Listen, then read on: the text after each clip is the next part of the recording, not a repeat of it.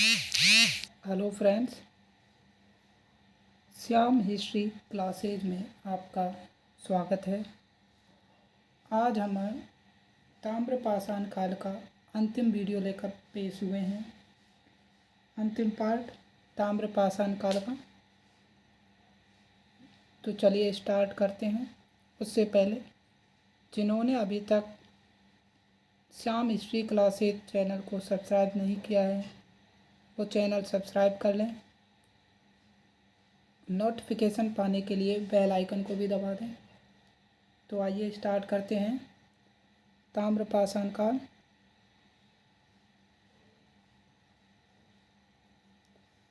आज हम ताम्रपाषाण काल में मानव के जीवन के बारे में बात करेंगे कि इस समय का जो मनुष्य था उसकी जीवन कैसा था।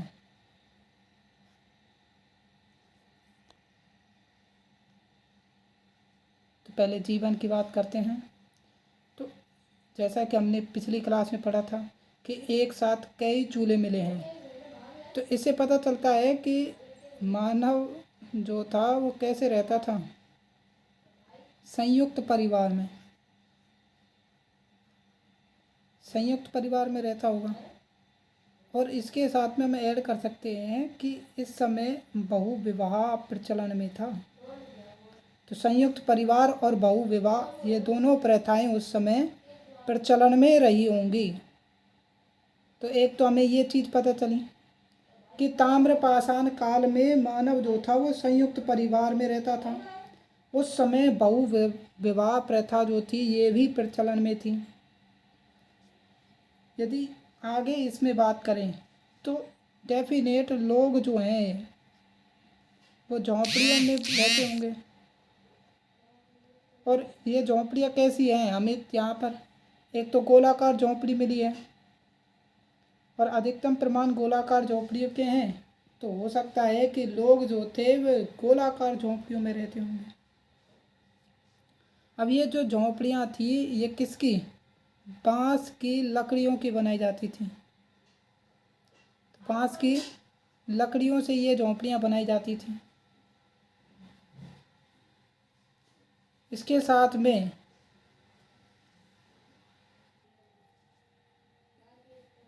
जो सरदार थे,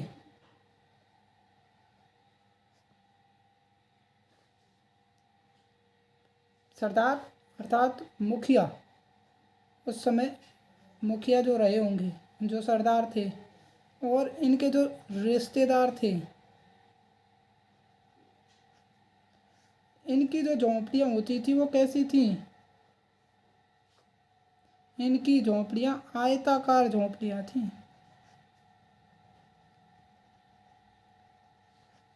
तो पहचान हो गई कि सामान्य लोग जो झोंपड़ियों में रहते थे वो झोंपड़ियाँ कैसी थी, गोलाकार। सरदार व उसके जो संबंधी थे, जो रिश्तेदार थे, वो कैसी झोंपड़ियों में रहते थे, आयताकार झोंपड़ियों में। आगे बात करते हैं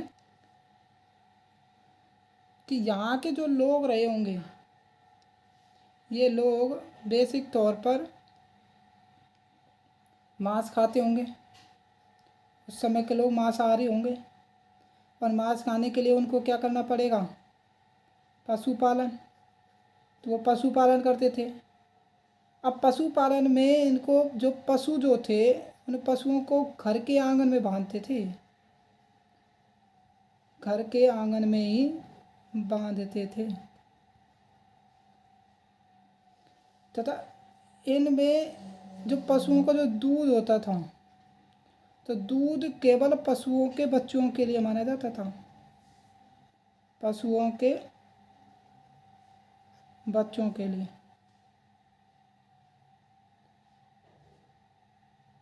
और ऐसा अगर हम प्रमाण करें तो वर्तमान में जो गौंड जनजाति है,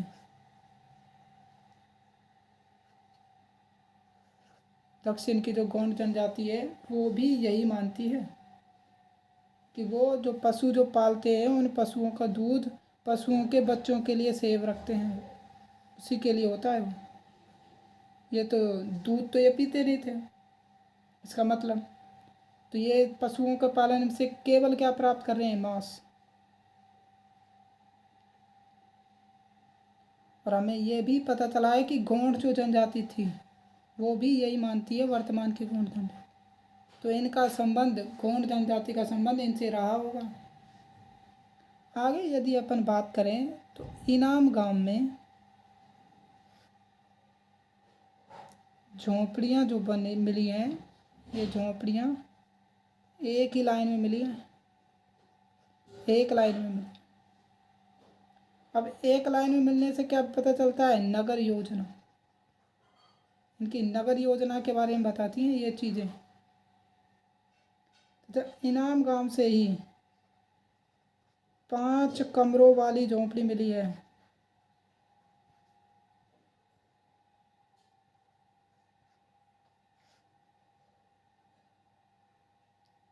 और इसके पास में ये जो झोंपड़ी, इसके पास में हमें क्या मिला है? अनाज का गोदाम। अनाज का गोदाम भी इसके पास से मिला है। इनाम गांव से ही हमें और भी चीज़ें मिली हैं, और उसमें हमें एक विशाल बांध भी मिला है।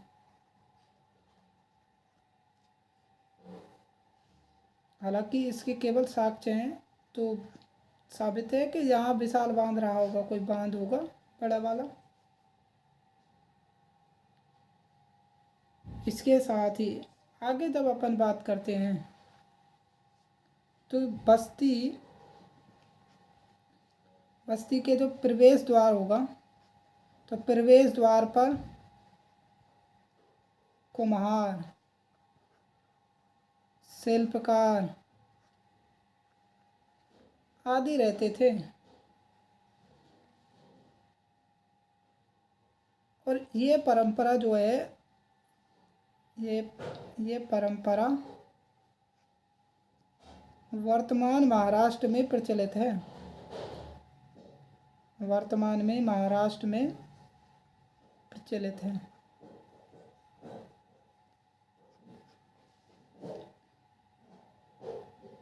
तो इसी चीज़ से, इसी परंपरा से हमें उस समय की परंपरा के बारे में भी कंफर्मेशन हो जाता है कि ऐसा रहा होगा। इसके साथ में जैसे हमने कल भी पढ़ा कि बर्तनों पर पॉलिश का काम हो गया था। बर्तन कैसे थे? काले व लाल रंग के, लाल व काले रंग के, ऐसे लाल, ऐसे याद रहेगा, लाल व काले रंग के मृदभांड। तो इन पर क्या की जाती थी? पॉलिश की जाती थी।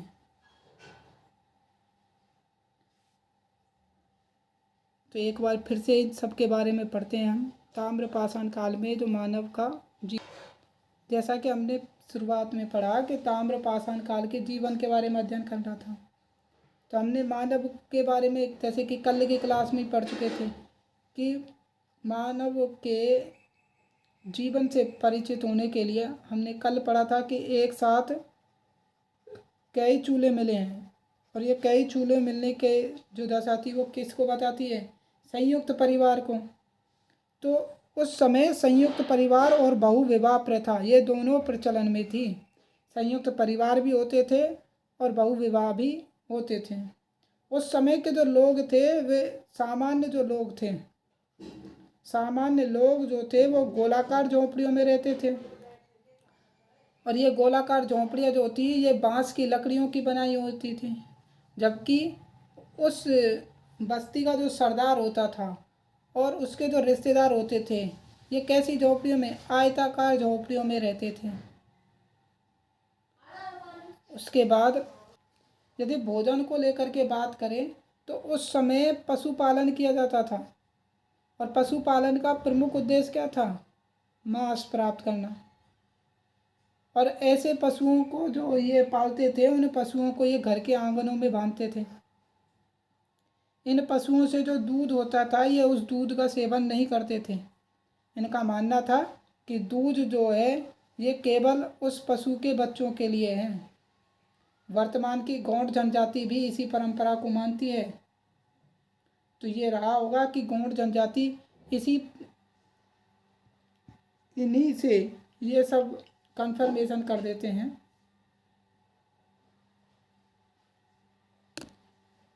उसके बाद हमने इनाम काम के बारे में पढ़ा कि यहाँ से जो झोंपड़ियाँ मिली हैं वो एक ही सी पंक्ति में हैं, एक ही लाइन में हैं, और एक ही लाइन में होने से हमें उस जगह के बारे में जो नगर योजना है उसके बारे में हमें पता चलता है। इनाम गांव से हमें 5 कमरों वाली झोंपड़ी भी मिली है, और इसी झोंपड़ी के पास में हमें अनाज का गोदाम भी मिला है। इनाम गांव से ही हमें विशाल बांध का भी साक्ष्य मिलता है। इसके साथ ही जो बस्ती में प्रवेश द्वार होते हैं उस प्रवेश द्वार पर कुम्हार, शिल्पकार, मन के बनाने वाले आदि भी शुरुआत में रहते थे, प्रवेश द्वार पर रहते थे। और यह परंपरा वर्तमान में महाराष्ट्र में प्रचलन में है। तो इससे यह भी सिद्ध होता है कि उस समय यह परंपरा रही होगी। उसके साथ उसके बाद में जो हमने पढ़ा कि बर्तन जो थे वो लाल व काले रंग के मृदभांड थे। तो इन पर पॉलिश के भी प्रमाण मिलते हैं, पॉलिश भी मिलती है। आगे हम बात करेंगे अब समाधान और संस्कृति को लेकर। यदि बात करें समाधान को लेकर तो समाधान जो था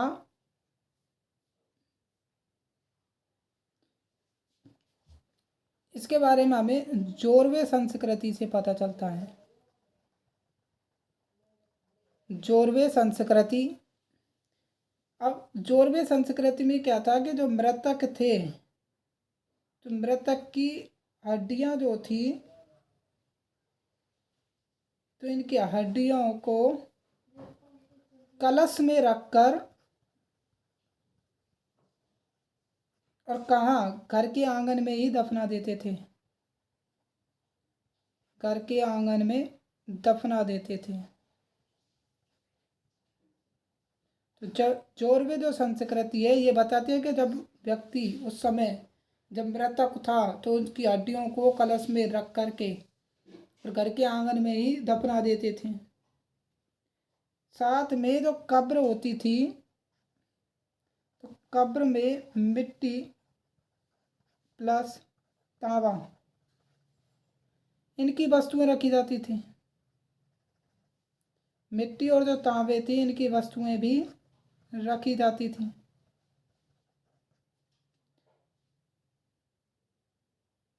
तो जो कब्र होती थी, कब्र में मिट्टी प्लस तांबा तो दोनों की वस्तुएं रखी जाती थी।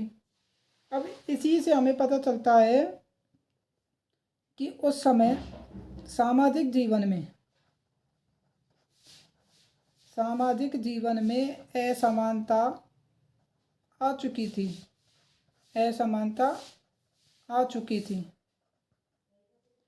कि उस समय की जो सामाजिक जीवन रहा होगा उसमें असमानता आ चुकी होगी, भेदभाव हो गया होगा। उसके बाद दूसरी चीज़ जो है वो ये मिलती है कि समाधान जो था ये पूर्व से पश्चिम में होता है। किधर से? पूर्व से पश्चिम, इस दिशा में होता था। इसके साथ में यहाँ से हमें बच्चों के व्यापक समाधान मिले हैं। बच्चों के जो समाधान हैं वो अत्यधिक मात्रा में हैं।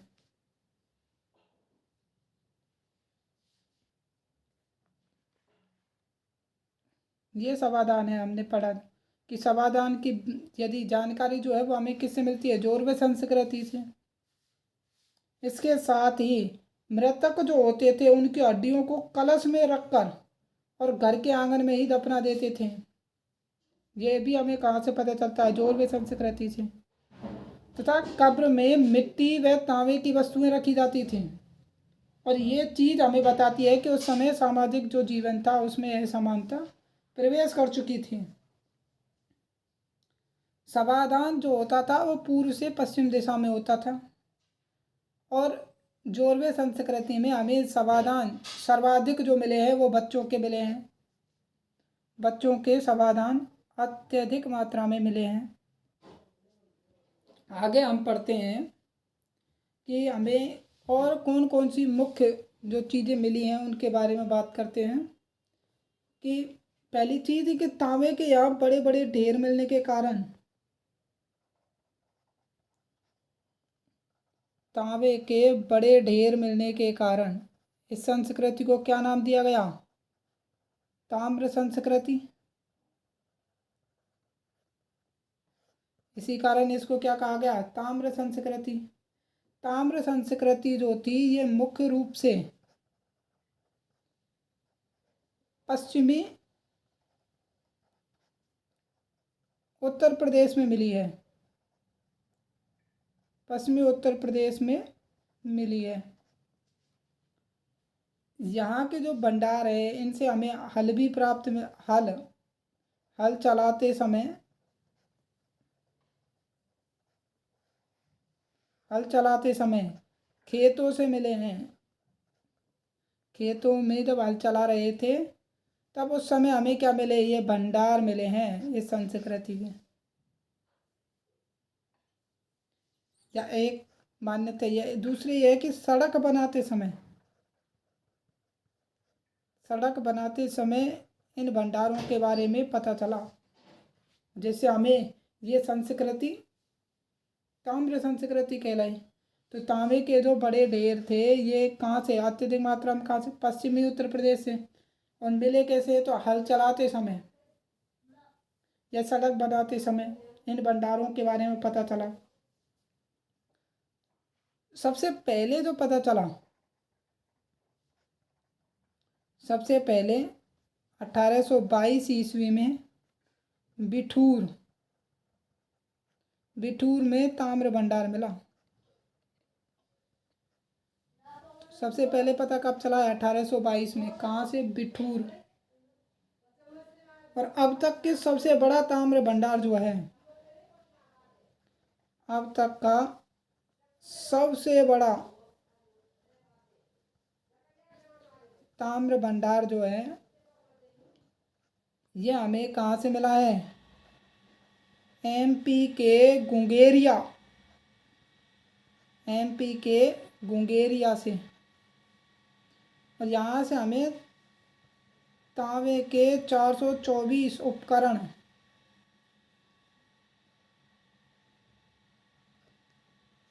साथ में 12 चांदी की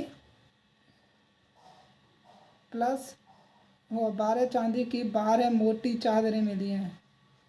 मोटी चादर मिली हैं।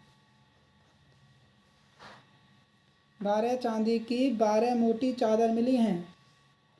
यदि प्रमुख स्थलों की बात करें, प्रमुख ताम्र भंडार स्थलों की बात करें तो इनमें पहले नंबर पर है उत्तर प्रदेश, दूसरे नंबर पर है बिहार और तीसरे नंबर पर है मध्य प्रदेश। तो इन जगहों से हमें क्या मिला है? तांबे के भंडार मिले हैं। तो एक बार फिर से इनके बारे में बातें करते हैं। अन्य जो चीज़ें हमने पढ़ी कि तांबे के बड़े बड़े ढेर मिले, इस कारण इसको क्या कहा गया? ताम्र संस्कृति। हमें पश्चिमी उत्तर प्रदेश में यह संस्कृति मुख्य रूप से मिली है। और यह मिली कैसे है? हल चलाते समय या सड़क बनाते समय। कि जब खेतों में हल चला रहे थे तो हल में किसी चीज़ के फंस जाने से इन भंडारों के बारे में पता चला। सबसे पहले जब इस भंडारों के बारे में पता चला तो सबसे पहला जो भंडार मिला वो 1822 में बिठूर में मिला। और अब तक के सबसे बड़ा जो ताम्र भंडार था, सबसे बड़ा, ये सबसे बड़ा एमपी के गुंगेरिया से मिला है। यहाँ से हमें तांबे के 424 उपकरण और चांदी की 12 मोटी चादरें मिली हैं। ठीक है, चांदी की 12 मोटी चादरें मिली हैं। प्रमुख ताम्र भंडार स्थलों की बात करें तो इसमें पहला है उत्तर प्रदेश, दूसरा है बिहार और तीसरा है मध्य प्रदेश। आज के लिए बस इतना ही। कल हम सिंधु घाटी सभ्यता के बारे में पढ़ेंगे। उससे पहले अभी तक जिन्होंने ये चैनल सब्सक्राइब नहीं किया है वो चैनल को सब्सक्राइब कर लें, बेल आइकन को दबा दें और वीडियो को शेयर करें। और आपको यदि किसी अन्य टॉपिक पर वीडियो चाहिए तो आप कमेंट कर बता सकते हैं। धन्यवाद।